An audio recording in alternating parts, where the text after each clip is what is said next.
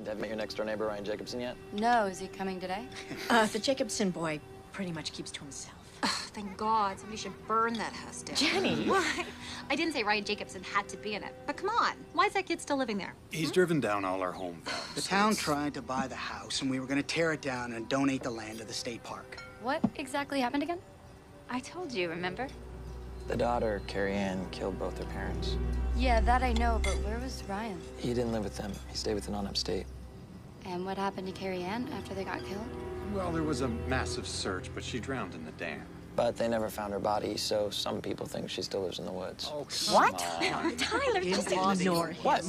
It's just an urban legend that he Or and is it, his Mom? friends Is believe. it? Oh, People have food yes. stolen from No them pets, but way. I'm telling you, she lives in the woods. Okay, so the film for today is House at the End of the Street. It's directed by Mark Tonderai. Jonathan Mostow, or Mostov, not quite sure how to pronounce that, wrote the story, and the screenplay was done by David Lauka. So the basic story is there's a teenage girl called Elissa, played by Jennifer Lawrence, and her mother, Sarah, played by Elizabeth Shue, move into this new house in a small town. But it turns out that the house at the end of the street, which is obviously where the story ties in with the title, at the end of the street that they live on has a gruesome and horrifying past, because some years ago a family used to live there, but their daughter, Carrie-Anne, murdered them and went missing. And Carrie-Anne is assumed to be dead, but no one's actually found her body. But everyone assumes she's dead. And because of this is why the sort of house prices on that street and in that neighbourhood have gone down, and this is why they're able to afford the house they're moving into and so on. Things get more complicated then when Elissa, Jennifer Lawrence, befriends Ryan, played by Max Thierriot, who is Carrie-Anne's brother.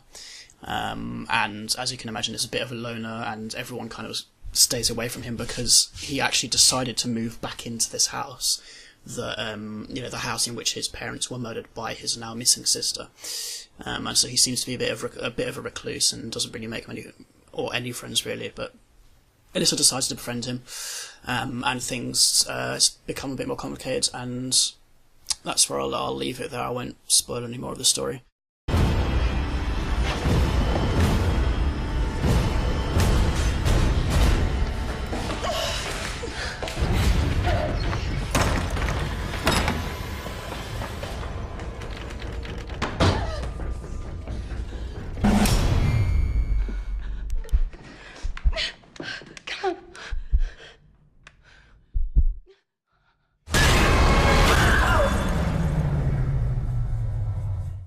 So, this isn't, it's not a terrible film. It's quite bland. It's, for the most part, unfortunately uninteresting.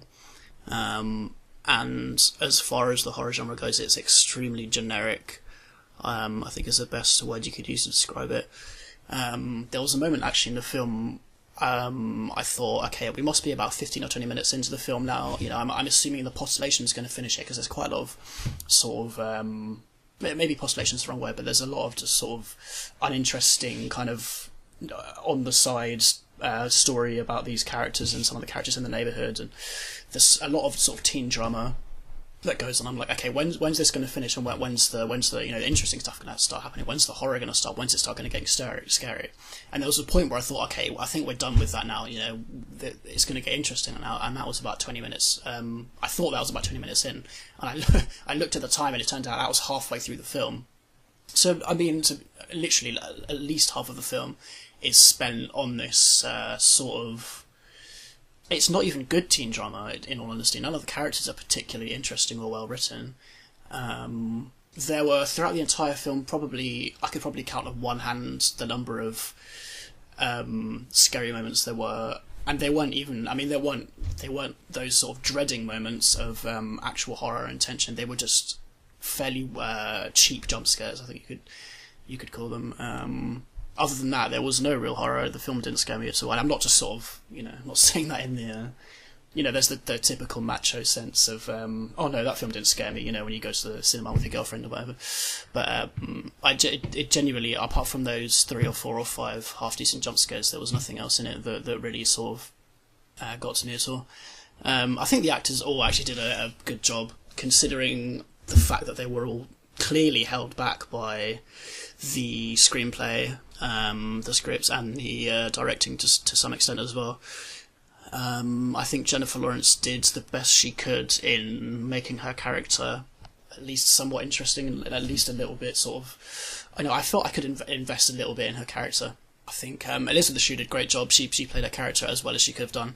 Max Thierry, I think, was okay. I didn't get enough of a sense of that kind of strange, sort of Hitchcock psycho-like, sort of under the skin, something happening under the skin that you can't quite put a finger on, which can make a character seem so sort of strange and mysterious and scary. But he was alright, he held his own, definitely. And I think it really is all a big shame, actually, because I think really the plot and the ideas and some of the themes that emerge from that, the sort of skeleton of the film, of the story of the film, is good, and I think it has potential for a dark, twisted, kind of almost Hitchcockian horror story. I think it has the potential to be one of these real kind of slow burner films that really instills that kind of that sense of dread and the hairs that stand up on end of the back of your neck. But instead they waste like half. I mean, the film's only 100 minutes long, I think, or 95 minutes long or something like that. But they waste half of it on this pointless, uninteresting teen drama twaddle, frankly, with largely uninteresting characters. And as I said earlier, there's no real sense of horror throughout the film. So it's not the worst horror film you could watch. Honestly, I'm not saying it's terrible. Again, like I said, there are a couple of half decent cheap jump scares. So if you like that kind of thing, then yeah, okay, you can maybe give it a watch. But it just doesn't really have anything in it apart from possibly Jennifer Lawrence and Elissa Shue's performances, maybe. Other than that, I can't really think of a reason to justify giving it another watch or even recommending that you do it. So, if you're quite new to the horror genre, I mean, you might as well give it a watch, I suppose. It might make you jump a few times, but other than that, the plot twist, so called, at the end won't surprise you, or if it does, actually, it won't impact you, because it hardly impacted me. I had to actually stop for 5 minutes at the end to actually think, hang on, what was the twist? Because it's hardly, I mean, it is explained, but it's just skipped over. It's almost as if they didn't really care that the plot twist was there. I mean, you could take that film, take out the plot twist, change maybe half a dozen or less details within the plot, within the film, in order to match the missing plot twist at the end, and it would be the exact same film. Which is a shame, because again, actually, the plot twist at the end, in and of itself, is really interesting, and could make for, again, a really interesting film and an interesting plot. But they just skip over it, and it's almost as if the director just doesn't care about it, which is a real shame. So yeah, I mean, it's a shame. It could have been a good film considering the cast and the basic story and the twist at the end, but unfortunately, it wasn't a very good film.